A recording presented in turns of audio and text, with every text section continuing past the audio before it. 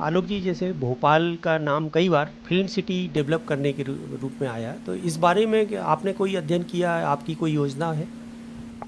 देखिए, पिछले कई वर्षों से फिल्म जगत का ध्यान हमारी भोपाल की तरफ गया है।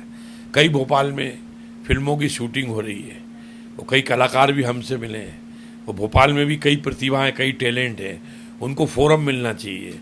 तो मुझे लगता है कि भोपाल में भी फिल्म सिटी बनना चाहिए। इस दिशा में भी मैं काम करूंगा और मेरा पूरी प्रयास रहेगा कि भोपाल फिल्म सिटी के रूप में भी देश और दुनिया में अपनी एक अलग प्रकार की पहचान बनाए।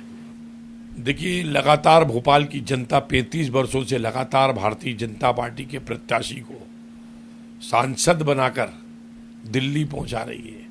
आज भोपाल का जितना भी विकास हुआ है केवल भारतीय जनता पार्टी की सरकार में हुआ है। और कहीं ना कहीं भारतीय जनता पार्टी की सरकार पे भोपाल की जनता को विश्वास है और वो मुझे सांसद के रूप में आशीर्वाद देगी। तो मैं सांसद के रूप में संसद में नहीं जाऊंगा, भोपाल के बेटे के रूप में जाऊंगा और भोपाल के बेटे को अपने, चूंकि भोपाल का जो लोकसभा क्षेत्र है ये मेरा परिवार है और परिवार के बेटे को अपने परिवार की क्या चिंता करना चाहिए, उस दिशा में मैं विकास के काम करके भोपाल की जनता की सेवा करूंगा। देखिए, लगातार लोकसभा के चुनाव होते हैं।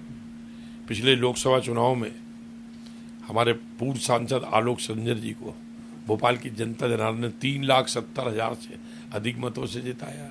हमारी पूर्व सांसद प्रज्ञा दीदी को 3,65,000 मतों से जिताया। इस बार तो भोपाल के हर चौराहे और तिराहे पे ये चर्चा हो रही है, जिसको हम पटिया पार्लियामेंट बोलते हैं, उस पर भी चर्चा हो रही है। भोपाल के बतौलेबाजी भी बड़े वो हैं, हर जगह चर्चा हो रही है कि इस बार तो भोपाल में जीत के सारे रिकॉर्डों को जनता ध्वस्त करेगी और एक नया रिकॉर्ड बनाएगी। मैं चूंकि प्रत्याशी हूँ, भोपाल का बेटा हूँ, तो मुझे लगता है कि जनता इस बार लाखों मतों से भारतीय जनता पार्टी को भोपाल से विजयश्री का वरण कराएगी।